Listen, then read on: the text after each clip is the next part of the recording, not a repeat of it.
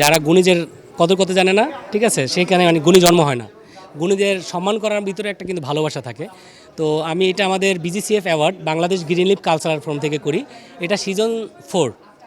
তো আমি চেষ্টা করছি কিছু গুণী মানুষকে সম্মানিত করতে। আপনারা দেখছেন যে এখানে আমরা আজীবন সম্মাননা চিত্রনায়ক সোহেল রানা, তারপরে রেনু রোজিনা, মনির খান, রবি চৌধুরী সহ অনেক গুণীজন কিন্তু আমাদের মাঝে এসেছে। তো আমরা চেষ্টা করছি যে কিছু ভালো ব্যক্তিত্ব গুণী মানুষ এই সম্মান বা অ্যাওয়ার্ড পাক, তাদের মাধ্যমে তাদেরকে দেখে দেখে আরও মানুষজন যেন এই মানে ভালো কাজগুলো করে বেড়ায়। এটাই।